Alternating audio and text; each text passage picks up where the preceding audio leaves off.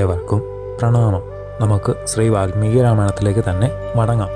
നൃപനില്ലാത്ത രാജ്യത്തിലെ സൈന്യങ്ങൾക്ക് ശത്രുപടകളെ എതിർത്തു നിൽക്കുവാൻ സാധിക്കുകയില്ല. കോപ്പണിഞ്ഞ രഥങ്ങളോ കുതിരകളോ ഉത്തമ പുരുഷന്മാർ ആഭരണമണിഞ്ഞ് പോകുകയില്ല. ശാസ്ത്രജ്ഞന്മാർ ഉപവനങ്ങളിലും ആശ്രമങ്ങളിലും വാദപ്രതിവാദം നടത്തുകയില്ല. ദേവാലയ പരിചാരകന്മാർ മാല, ദക്ഷിണം, നിവേദ്യം തുടങ്ങിയവ യഥാകാലം യഥാന്യായം ഒരുക്കുകയില്ല. രാജകുമാരന്മാരോടുകൂടി ചന്ദനം, അകില് മുതലായവ ലേപനം ചെയ്ത് വസന്തകാല വൃക്ഷങ്ങളെപ്പോലെ അലങ്കൃതരായി കാണുകയില്ല. വെള്ളമില്ലാത്ത പുഴ, ഇടയനില്ലാത്ത പശുക്കൂട്ടം, പുല്ലില്ലാത്ത കാട് എന്നിവ പോലെയാണ് രാജാവില്ലാത്ത രാജ്യം. രഥത്തിൻ്റെ അടയാളം ധ്വജമാണ്. തീയിൻ്റെ ലക്ഷണം പുകയാണ്. നൃപേന്ദ്രനാണ് നമ്മുടെ ധ്വജം. ആ അരജൻ വാനുലകം പൂകി. അരാജകത്വം വന്നാൽ ആർക്കും സ്വന്തമായി യാതൊന്നുമില്ല. മത്സ്യങ്ങളെപ്പോലെ അന്യോന്യം ഭക്ഷിച്ചു ജീവിക്കും. മര്യാദയില്ലാത്ത നാസ്തികന്മാർ കൂടി രാജശിക്ഷ അനുഭവിച്ചാൽ സത്സ്വഭാവികളായിത്തീരും. ദേഹത്തിന് കണ്ണ് എന്നതുപോലെയാണ് സത്യധർമാദികളോടുകൂടിയ രാജാവ് രാജ്യത്തിന്. സത്യധർമ്മങ്ങൾ, വംശജാതരുടെ വംശം, പ്രജകളുടെ ഹിതമറിയുന്ന മാതാപിതാക്കൾ, ഇവയെല്ലാം നൃപനാണ്. മഹത്തായ കർമ്മങ്ങൾ കൊണ്ട് യമൻ, വൈശ്രവണൻ, ഇന്ദ്രൻ, വരുണൻ എന്നിവരെക്കാൾ ശ്രേഷ്ഠനാണ് രാജാവ്. നന്മയെയും തിന്മയെയും വേർതിരിക്കുന്ന നരപാലകൻ ഇല്ലെങ്കിൽ കൂരാക്കൂരിരുട്ടിൽ പെട്ടവരെ പോലെയാകും ജനങ്ങൾ. മഹാരാജാവുള്ളപ്പോൾ ഞങ്ങൾ അവിടുത്തെ വാക്ക് കടൽ കരയെന്ന പോലെ അതിക്രമിക്കാറില്ലല്ലോ. രാജ്യം അരാജകമായി. ഇനി നമ്മുടെ ചുമതല ഇന്നതാണെന്നറിഞ്ഞ് ബ്രഹ്മർഷിവര്യനായ അവിടുന്ന് ദശരഥനന്ദനന്മാരിൽ ഒരാളെ രാജാവാക്കി വാഴിക്കണം.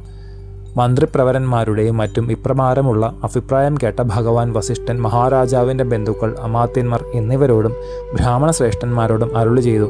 അമ്മയുടെ അരമനയിലാണ് അയോധ്യ രാജ്യം നൽകപ്പെട്ട ഭരതൻ അനുജനോടുകൂടി സസുഖം വസിക്കുന്നത്. ആ വീരസഹോദരന്മാരെ കൊണ്ടുവരുവാൻ ദൂതന്മാരെ വായുവേഗതയുള്ള തുരകങ്ങളിൽ പോകട്ടെ. രാജകുമാരന്മാർ എത്തട്ടെ. മറ്റൊന്നും ഇപ്പോൾ ഇവിടെ ആലോചിക്കാനില്ല. ഭഗവാന്റെ കൽപ്പന പോലെ ദൂതന്മാർ ഉടനെ പോകട്ടെ. സദസ്യരെല്ലാം ഏകകണ്ഠമായി സമ്മതം അരുളി. ബ്രഹ്മർഷി തുടർന്നു. അല്ലയോ സിദ്ധാർത്ഥ വിജയ ജയന്ത അശോകകുമാര, വരൂ, ഞാൻ പറയുന്നത് പോലെ നിങ്ങൾ ഉടനെ ചെയ്യണം. ശീഘ്രഗാമികളായ അശ്വങ്ങളിൽ നിങ്ങൾ കേകയത്തിലെത്തണം. വ്യസനമൊട്ടും പ്രകാശിപ്പിക്കാതെ ഭരതനോട് എൻ്റെ നിർദ്ദേശവാക്യം പറയുക. മന്ത്രിമാരും ആചാര്യനും കുശലം ചോദിക്കുന്നു. എത്രമാത്രം ചുരുങ്ങിയ സമയം കൊണ്ട് ഇവിടെ എത്തുവാൻ സാധിക്കുമോ അത്ര വേഗത്തിലെത്തണം. പ്രത്യേക കാര്യമുണ്ട്. ഒരു തരത്തിലും താമസം വരരുത്. രാമൻ കാനനത്തിലേക്ക് പോയതോ മഹാരാജാവ് നാടു നീങ്ങിയതോ അവിടെ പറയരുത്. കേകയ രാജാവിനും ഭരതനും ഉപഹാരങ്ങളായി യഥാർഹം പട്ടുവസ്ത്രങ്ങളും ആഭരണങ്ങളും കൊണ്ടുപോവുക. വഴിയാത്രയ്ക്കുള്ള സംഖ്യ വാങ്ങി സ്വഗ്രഹങ്ങളിൽ ചെന്ന് പുറപ്പാടിനുള്ളതെല്ലാം ഒരുക്കി ഭഗവാനോട് അനുഗ്രഹാശിസുകളോടെ വിടവാങ്ങി ലക്ഷണങ്ങളെല്ലാം ഒത്ത ഉത്തമ തുരകരത്നങ്ങളിൽ അതിവേഗത്തിൽ ദൂതന്മാർ പോയി.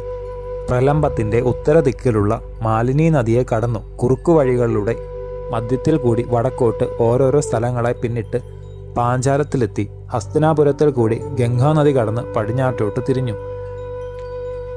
കുരുജാങ്കല രാജ്യങ്ങളുടെ മധ്യത്തിൽ കൂടി പൂവണിഞ്ഞ പൊയ്കകൾ, നിർമ്മല ജലം നിറഞ്ഞ നദികൾ എന്നിവ കണ്ടുകൊണ്ട് കാര്യഗൗരവം മനസ്സിലാക്കി അവർ ദ്രുതഗതിയിൽ കുതിരകളെ ഓട്ടിച്ചു. നാനാപക്ഷികളാൽ പരിസേവിതവും പാവനജലപൂർണവും ദിവ്യവുമായ ശരദണ്ഡ പുഴ കടന്ന് അത്യുത്തമമായ നിഗൂല വൃക്ഷ സമീപത്തിലാണ് തുടർന്ന് അവർ എത്തിയത്. അഭിവന്ദ്യാർഹമായ ആ പുണ്യതരവിനെ ഭക്തിപൂർവ്വം വന്ദിച്ച് കുലിംഗപുരിയിൽ പ്രവേശിച്ചു. ബോധാഭിഭവനത്തെ വന്ദിച്ച് പിതൃപിതാമഹന്മാരുടെ പുണ്യസ്ഥാനമായ ഇക്ഷുമതി നദിയും കടന്നു. ഒരു കൈക്കുടനയിൽ മാത്രം കൊള്ളുന്ന ജലം പാനം ചെയ്ത് ജീവിക്കുന്ന വേദപാരംഗതരായ വിപ്രവര്യന്മാരെ കണ്ട് വന്ദിച്ച് ബ്ലാഹീഹ രാജ്യമധ്യത്തിൽ കൂടി സുധാമജലത്തിലെത്തി. വിഷ്ണുവിൻ്റെ പാദവും വിഭാഷ നദിയും ശാൽമലി എന്ന പാവന മാമരവും ദർശിച്ചു. തടാകങ്ങൾ, കുളങ്ങൾ, നദികൾ, സരസുകൾ, പാല്വലങ്ങൾ, നാനാവിധ സാധുമൃഗങ്ങൾ, സിംഹങ്ങൾ, വ്യാഘ്രങ്ങൾ തുടങ്ങിയ ക്രൂരമൃഗങ്ങൾ എന്നിവയെ കണ്ടുകൊണ്ട് പെരുവഴി വളരെയധികം സ്വാമിനീയോഗ ഗൗരവം തികച്ചും അറിയുന്ന ദൂതന്മാർ പിന്നിട്ടു. ദൂരയാത്ര ചെയ്തുകൊണ്ട് വാഹനങ്ങൾ അവശരായി അതിവേഗത്തിൽ ശ്രേഷ്ഠമായ ഗിരിവ്രജപുരത്തിലെത്തി. രാജപ്രിയം, രാജവംശ പ്രതിഷ്ഠ, പ്രജാക്ഷേമം ഇതെല്ലാം സമ്പാദിക്കുവാൻ ഉത്തമ സന്ദേശവാഹകരായ അവർ ആലസ്യബാധിതരാകാതെ ആ രാത്രിയിൽ തന്നെ നഗരത്തിലെത്തി.